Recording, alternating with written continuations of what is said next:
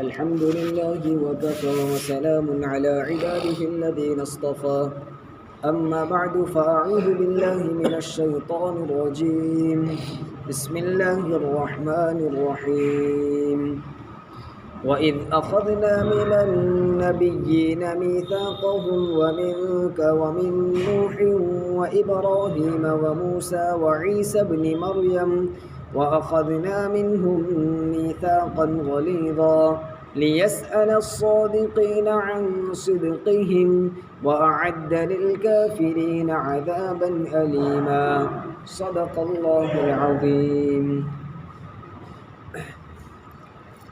یہ سورہ احزاب کی آیتیں ہیں۔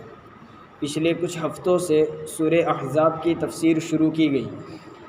اس سورت کی ابتدا میں اللہ تبارک و تعالی نے نبی کریم صلی اللہ علیہ وسلم کو یہ حکم فرمایا تھا وَاتَّبِعْ مَا يُوحَىٰ إِلَيْكَ مِن رَبِّكَ، آپ کے پروردگار کی طرف سے آپ کو جو حکم، جو وحید آپ پر بھیجی جائے اس پر آپ کو عمل کرنا ہے، اس کی پیروی کرنا ہے۔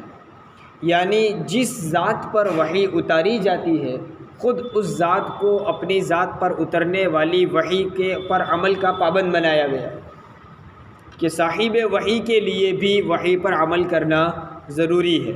اور اس کے بعد گزشتہ مجلس میں جن آیات کی تفسیر ہوئی، اس میں آخر میں آیا النبی اولیٰ بالمؤمنین من انفسہم وازواجہ امہاتہم، اس آیت سے بھی ثابت کیا گیا تھا کہ امتیوں کے لیے ضروری ہے کہ صاحب وحی یعنی پیغمبر علیہ السلام کے اوپر آنے والی وحی پر امت کے لیے بھی عمل کرنا ضروری ہے۔ تو دو باتیں ہوگی، جس ذات پر وحی اتر رہی ہے خود اس کو بھی اس وحی پر عمل کرنا ضروری، یعنی انبیاء علیہ السلام، اور جن پر وحی اترتی نہیں ہے یعنی امتی، ان کے لیے جس ذات پر وحی اتاری جا رہی ہے اس وحی پر عمل کرنا ہے۔ اسی بات کو مزید پختہ کرنے کے لیے ابھی جو آیتیں پڑھی گئی ہے ان آیتوں کو نازل فرمایا۔ وَإِذْ أَخَذْنَا مِنَ النَّبِيِّينَ مِيثَاقَهُمْ، اللہ تعالیٰ فرماتے ہیں ہم نے تمام انبیاء سے ان کا ایک پختہ وعدہ ہم نے لیا۔ انبیاء علیہ السلام سے ہم نے ان کا ایک وعدہ لیا۔ دیکھیے اللہ تبارک و تعالیٰ نے اپنے تمام بندوں سے ایک وعدہ لیا ہے، ایک وعدہ ہم سے بھی لیا ہے، انبیاء سے بھی لیا ہے۔ وہ کون سا وعدہ ہے؟ الست بربکم، اللہ تعالیٰ نے عالم ارواح میں ہماری روحوں سے پوچھا تھا کہ کیا میں تمہارا پروردگار نہیں ہوں؟ قالو، سب روحوں نے کہا تھا بلا، کیوں نہیں، یعنی آپ ہی ہمارے پروردگار ہیں۔ یہ ہم سے ایک وعدہ لیا تھا کہ ابھی سے کہہ دو کیا میں تمہارا پروردگار نہیں ہوں؟ ہم سب نے اس بات کا اقرار کیا کہ ہاں آپ ہمارے پروردگار ہیں، ہمارے مالک اور خالق ہیں۔ اس کا مطلب یہ ہے کہ ہمیں عبادت صرف آپ کی کرنی ہوگی۔ یہ ہماری روحوں نے اس بات کا اقرار کیا تھا۔ جس وقت ہم سے یہ وعدہ لیا گیا اس میں تو یہ ساری انسان موجود تھے، آدم علیہ السلام سے لے کر قیامت تک کے آخری آنے والے انسان تک سب سے وعدہ لیا، جس میں انبیاء علیہ السلام بھی ہیں۔ لیکن انبیاء علیہ السلام سے ایک اور وعدہ بھی لیا گیا۔ کیا وعدہ لیا گیا تھا؟ جس وعدے کا جو دوسرا وعدہ انبیاء سے لیا تھا اس وعدے کو یہاں ذکر کیا ہے۔ وَإِذْ أَخَذْنَا مِنَ النَّبِيِّينَ مِيثَاقَهُمْ، ہم نے انبیاء سے ان کا ایک وعدہ لیا کہ جو وحی آپ پر اترتی ہے آپ اس پر مکمل عمل کریں گے اور امتیوں تک پہنچائیں گے، اس کا وعدہ کرو۔ تو انبیاء علیہ السلام سے وعدہ لیا گیا کہ جو پیغام، جو احکام ہم تم پر اتاریں گے وہ پورے احکام تم کو اپنی امت تک پہنچانے ہیں۔ اور تمام انبیاء علیہ السلام نے اس وعدے کو 100% پورا کیا۔ حضور اکرم صلی اللہ علیہ وسلم نے بھی، آپ کی سیرت پڑھنے سے پتہ چلے گا کہ آپ نے مکمل طریقے سے جو وحی آپ پر اترتی تھی پوری جو امت تک پہنچانا ضروری تھا سب کچھ پہنچا دیا، اور صرف زبان سے کہہ کر اور بول کر نہیں بلکہ عمل کر کے بھی دکھلا دیا، اور پورے احکام امت تک پہنچائے۔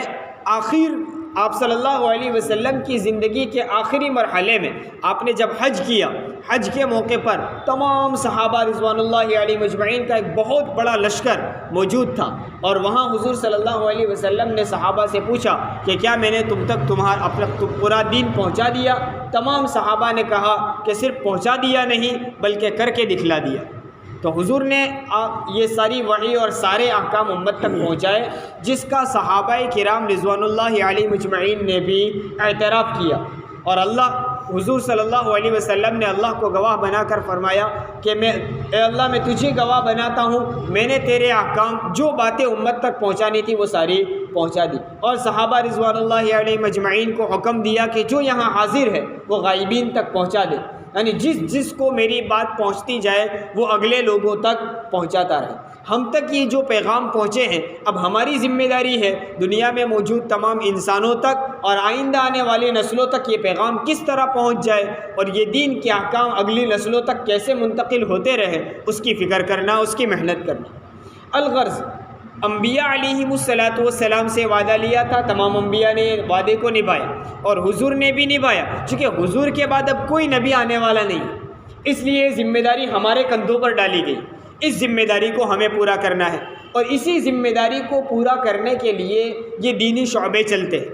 یہ جتنے شعبے دین کے چلتے ہیں وہ سب نبی کریم صلی اللہ علیہ وسلم پر اتارے گئے احکام کو لوگوں تک پہنچانا اور اگلی نسلوں تک منتقل کرنا، وہ سب شعبوں کا کام ہے۔ دعوت و تبلیغ میں بھی یہی ہے، مدارس میں بھی یہی ہے، کتابوں کی تصنیف میں بھی یہی ہے، خانقاہوں میں بھی یہی ہے، اور یہ سارے کام حضور صلی اللہ علیہ وسلم کے تھے۔ آپ صلی اللہ علیہ وسلم کی بعثت کے جو مقاصد بیان کیے، یتلو علیہم آیاتہ ویزکیہم ویعلمہم الکتاب والحکمہ، حضور کا کام کیا تھا؟ آیتوں کو پڑھ کر سنانا، لوگوں تک قرآن پہنچانا، اور کیا کام تھا؟ ویزکیہم، لوگوں کے دلوں کی اصلاح کرنا، اور ویعلمہم الکتاب والحکمہ، کتاب و حکمت کی تعلیم دینا، اور یہ سارے کام ہمارے دین کے شعبے کر رہے ہیں۔ الغرض، انبیاء علیہم السلام سے دو وعدے لیے گئے۔ ایک تو جو وعدہ تمام انسانوں سے لیا گیا، ہم سے بھی لیا گیا، الست بربکم، سب لوگوں نے کہا بلا، کیوں نہیں، آپ ہمارے پروردگار ہیں۔ اور اسی وقت انبیاء علیہ السلام سے یہ بھی وعدہ لیا گیا کہ جو پیغام اور جو احکام ہم تم تک پہنچائیں گے ان کو تمہارے امت تک پہنچانا ہے، اور سب انبیاء نے وعدہ کیا، اس وعدے کو پورا بھی کیا۔ اللہ رب العزت نے اس کا تذکرہ یہاں فرمایا، وَإِذْ أَخَذْنَا، اور یاد کرو اس وقت کو، کون سے وقت کو؟ اخذنا، ہم نے لیا تھا، من النبیین، انبیاء سے، کیا لیا تھا؟ میثاقہم، ان کا وعدہ۔ من النبیین کہا، اس میں سب انبیاء شامل، آدم علیہ السلام سے لے کر میرے اور آپ کے آقا محمد رسول اللہ صلی اللہ علیہ وسلم تک سب انبیاء آ گئے، سب انبیاء سے ہم نے وعدہ لیا۔ لیکن پھر اللہ رب العزت نے خاص انبیاء کا تذکرہ کیا۔ نبیین میں تو سارے انبیاء تھے، تو کہا ہم نے انبیاء، تمام انبیاء سے وعدہ لیا، ومن کا، اور آپ سے بھی۔ اللہ رب العزت خاص طور پر اپنے محبوب صلی اللہ علیہ وسلم کا ذکر فرماتے، ومن کا، اور آپ سے بھی، ومن نوح، اور نوح سے بھی، و ابراہیم، اور ابراہیم سے بھی، و موسیٰ، اور موسیٰ سے بھی، و عیسیٰ ابن مریم، اور عیسیٰ ابن مریم سے بھی ہم نے یہ وعدہ لیا۔ یہ 5 انبیاء کا، نبی کریم صلی اللہ علیہ وسلم، حضرت نوح علیہ السلام، ابراہیم علیہ السلام، موسیٰ علیہ السلام، اور عیسیٰ علیہ السلام، یہ 5 انبیاء کا اللہ نے خاص تذکرہ کیا، کیونکہ انبیاء میں بھی درجات ہے، سب نبی ایک درجے کے نہیں ہیں۔ جیسے ہمارے نبی تمام انبیاء سے افضل ہیں، دیگر تمام انبیاء کے مقابلے میں سب سے افضل ہمارے نبی محمد رسول اللہ صلی اللہ علیہ وسلم۔ اس طرح دیگر انبیاء میں بھی فرق مراتب ہے، تو یہ 5 انبیاء خاص مقام رکھتے ہیں پورے انبیاء کی جماعت میں، اس لیے اللہ رب العزت نے ان 5 انبیاء کا خاص طور پر تذکرہ کیا اور کہا ہم نے ان کو بھی، ان سے بھی وعدہ لیا، ان سے بھی وعدہ لیا، ان سے بھی وعدہ لیا، سب سے وعدہ لیا۔ جب یہ خاص 5 نبیوں کا تذکرہ اللہ نے کیا، پہلے تو تمام انبیاء کا کہا کہ سب سے ہم نے وعدہ لیا، 5 انبیاء کا جو خاص نبی ہیں ان کا نام لینے کا شروع کیا تو سب سے پہلے اپنے محبوب کا ذکر کیا، وَمِن کا، اور ہم نے آپ سے بھی وعدہ لیا۔ حالانکہ حضور اکرم صلی اللہ علیہ وسلم بعثت کے اعتبار سے سب سے آخر میں آئے ہیں، آخری نبی ہے، لیکن ذکر میں سب سے پہلے، اس لیے کہ خود حضور اکرم صلی اللہ علیہ وسلم فرماتے ہیں کہ اگرچہ بعثت کے اعتبار سے دنیا میں نبی بنائے جانے کے اعتبار سے میں سب سے آخر میں ہوں، لیکن پیدائش کے اعتبار سے سب سے پہلا ہوں۔ اللہ نے پہلے میرا نور بنا دیا تھا، اور دیگر انبیاء سے پہلے حضور صلی اللہ علیہ وسلم کو نبی بنا دیا۔ یہاں تک کہ آپ بھی سنتے ہوں گے کہ پوری کائنات کو اور دنیا کو بنایا ہی اللہ تبارک و تعالیٰ نے اپنے محبوب کے صدقے میں، تو ویسے سب سے پہلے ہیں، لیکن دنیا میں آخر میں آئے، اور دنیا کے اعتبار سے سب سے آخر میں ان کو نبوت دی گئی۔ وَمِنْ وَمِنْ نُوحٍ وَإِبْرَاهِيمَ وَمُوسَى، یہ 4 نبیوں کا تذکرہ آیا۔ آپ صلی اللہ علیہ وسلم کا نام نہیں لیا آپ سے، چونکہ براہ راست اللہ رب العزت مخاطب کر رہے ہیں، بات کر رہے ہیں گویا اپنے محبوب سے، اس لیے کہ آپ سے بھی وعدہ لیا۔ اور کس سے لیا؟ نوح سے لیا، ابراہیم سے لیا، موسیٰ سے لیا۔ اور جب عیسیٰ علیہ السلام کا نام لیا تو فرمایا عیسیٰ ابن مریم کے بیٹے عیسیٰ سے بھی ہم نے وعدہ لیا۔ دیکھیے، نوح علیہ السلام کے والد کا نام یا ماں کا نام نہیں لیا، ابراہیم کے والد یا والدہ کا نام نہیں لیا، اور موسیٰ کی والد یا والدہ کا نام نہیں لیا۔ ہاں، عیسیٰ علیہ السلام کی والدہ کا ذکر کیا۔ کیوں؟ دیکھیے، یہ تو ہم سب جانتے ہیں عیسیٰ علیہ السلام کے والد نہیں تھے، باپ نہیں تھے۔ بغیر باپ کے اللہ رب العزت نے عیسیٰ علیہ السلام کو پیدا کیا، اور یہ اللہ کی قدرت ہے۔ اللہ چاہے تو بغیر ماں باپ کے بھی پیدا کر دے، جیسے آدم علیہ السلام کو پیدا کیا۔ اللہ چاہے تو صرف ماں سے بھی پیدا کر دے، جیسے عیسیٰ علیہ السلام کو پیدا کیا۔ اور اللہ چاہے تو بغیر کسی عورت کے صرف ایک مرد سے کسی کو پیدا کر دے، جیسے حوا علیہ السلام کو آدم علیہ السلام کی پسلی سے پیدا کر دے۔ اور اللہ چاہے تو مرد و عورت کے میلاب سے پیدا کرے، جیسے پوری کائنات میں انسان بستے ہیں۔ تو یہ اللہ کی قدرت ہے، مرد و عورت دونوں سے بھی پیدا کر سکتا ہے، صرف عورت سے بھی پیدا کر سکتا ہے جیسے عیسیٰ علیہ السلام، اور صرف مرد سے بھی پیدا کر سکتا ہے جیسے حوا علیہ السلام، اور بغیر مرد اور عورت کے بھی پیدا کر سکتا ہے جیسے آدم علیہ السلام۔ یہ اللہ تعالیٰ کی قدرت ہے، اور اللہ نے اپنی قدرت کو ظاہر کرنے کے لیے عیسیٰ علیہ السلام کو بغیر باپ کے صرف ایک ماں سے، ایک عورت سے پیدا کر دیا۔ فرشتے نے پھونک ماری اور مریم علیہ السلام کو حمل ٹھہر گیا، اور اس سے عیسیٰ علیہ السلام پیدا ہوئے۔ لیکن عیسیٰ علیہ السلام کو ماننے والے بعد میں ان کے عقیدے غلط ہو گئے، جو نصارہ تھے، جن کو عیسائی کہا جاتا ہے۔ ان کا عقیدہ کیا ہے کہ عیسیٰ اللہ کا بیٹا ہے، عیسیٰ اللہ کا بیٹا۔ ویسے ان کے متعدد عقائد ہیں، کبھی کہتے عیسیٰ خود خدا ہے، کبھی کہتے یہ عیسیٰ جو ہے وہ اللہ کا بیٹا ہے، حالانکہ اللہ رب العزت کی ذات اولاد سے پاک ہے، نہ ان کے اللہ کے ماں باپ ہے نہ اولاد ہے، لم یلد ولم یولد، نہ وہ کسی سے جنا ہے اور اس سے کوئی جنا نہیں ہے۔ لیکن ان کا یہ غلط عقیدہ تھا، تو اس غلط عقیدے کو ختم کرنے کے لیے اللہ رب العزت نے کہا عیسیٰ یہ میرا بیٹا نہیں، ابن مریم کا بیٹا ہے۔ اس لیے عیسیٰ علیہ السلام کے ساتھ مریم کا نام بھی ذکر فرما دیا۔ وعیسی ابن مریم، ان 5 انبیاء سے ہم نے وعدہ لیا۔ اللہ رب العزت آگے فرماتے ہیں یہ وعدہ بھی ایسا ویسا نہیں تھا، معمولی نہیں تھا، ایسے ہی جیسے ہماری گفتگو میں بات چیت میں بات کوئی نکل گئی اور بول دیا، ایسا نہیں، باقاعدہ اہتمام کے ساتھ اور پکا وعدہ لیا گیا۔ وَأَخَذْنَا مِنْهُمْ مِيثَاقًا غَلِيظًا، اور ہم نے ان سے پختہ وعدہ لیا، ہم ان سے وعدہ لیا، وہ بھی پکا اور ٹھوس وعدہ ان سے لیا گیا۔ اچھا، انبیاء علیہ السلام سے یہ وعدہ لینے کی کیا ضرورت تھی؟ بھئی ہم کو تو بعض مرتبہ کسی پر بھروسہ نہیں ہوتا، تو ہم کہتے دیکھ وعدہ کر، پکا بول، اور کبھی کہتے قسم کھا کر کے ایسا کرے گا۔ ہم کو بھروسہ نہیں ہوتا، اس وجہ سے ہم بار بار پوچھتے ہیں، وعدہ لیتے ہیں، کبھی قسم کھلاتے ہیں۔ انبیاء علیہ السلام کو تو خود اللہ نے معصوم پیدا کیا تھا، اور اللہ کو معلوم بھی تھا کہ یہ میں دنیا میں ان کو بھیجوں گا اور جو ذمہ داری میں ان کو دوں گا وہ پوری بھی کریں گے، اللہ کو تو معلوم بھی تھا، لیکن پھر بھی ان سے وعدہ لیا۔ کیوں لیا؟ بھروسہ نہ ہونے کی وجہ سے ایسا نہیں، وعدہ اس لیے لیا کہ آخرت میں اللہ تبارک و تعالیٰ ساری دنیا کے انسانوں کو جمع کریں گے۔ اب بہت سارے کفار، نافرمان اور مشرکین وہ ہوں گے جو اب دیکھیں گے کہ دنیا میں تو ہم نے اللہ کی مانی نہیں، اللہ کا انکار کرتے رہے، اب آخرت سامنے آ گئی، آخرت کی ہولناکیاں، اللہ کا غصہ اور عذاب، یہ ساری چیزوں سے ڈر جائیں گے، تو اب بہانہ نکالیں گے۔ کیا بہانہ نکالیں گے؟ کہ ہم کو تو دنیا میں پتہ ہی نہیں تھا، ہم کو تو بتایا ہی نہیں کہ کس کی عبادت کرنی ہے اور کیا کرنا ہے، ہم کو تو کوئی کہنے والا آیا ہی نہیں تھا۔ تو اب اللہ تبارک و تعالیٰ، دیکھیے اللہ کی ذات تو جانتی ہی ہے کون فرما بردار کون نافرمان، لیکن اللہ رب العزت آخرت میں ایسا معاملہ فرمائیں گے کہ کسی کو کوئی حجت باقی نہ رہے، سب کی حجت پوری ہو جائے۔